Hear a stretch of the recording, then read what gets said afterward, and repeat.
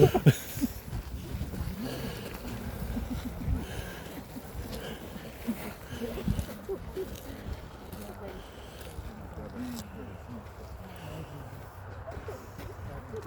listen to you this time. Oh yeah. So,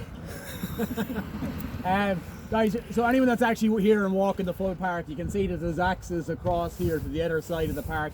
Big section on the other side. It's lovely. The paths go out across the hill and a lovely vista back to Sligo. There's a lovely picnic area down the bottom where you cross a bridge even into a picnic area underneath the mature beach down there.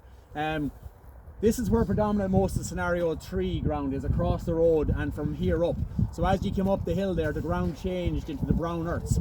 And here we have the species breakdown of the brown earth. So we put onto the oak 40%, downy birch 20, hazel 20, hawthorn 5, wild cherry 5, and then we have the mixture of the minor species. There's no alder required in this section because there's no wet area in the brown earths for this, like, you know. Someone who asked about holly, that's the holly sign just there. Whoever asked that earlier, you'll see them yourself as you're walking up. So this is the 2 metre by 1.5 metre spacing.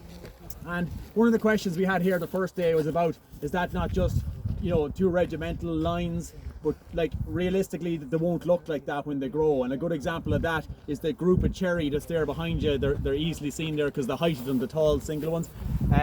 It looks, the single stemmed ones, it looks like it's more of a circle. Do you know what I mean? Like, because if the lads are planting, say, a group of 30 cherry, they don't go down one line with 30 cherry, you know, they do roughly a circle or a group, or it's misshaped. So they plant the minor species first with the likes of, see the holly here, he's on the corner, or she's on the corner. You have the likes of the hawthorns, they're large along the edge, they're not normally in the centre of the woodland.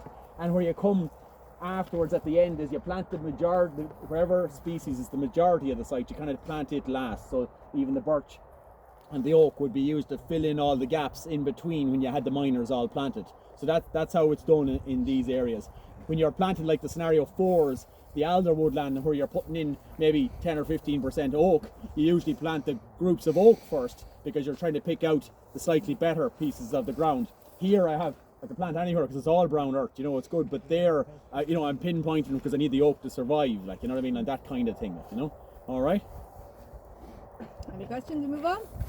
One more up.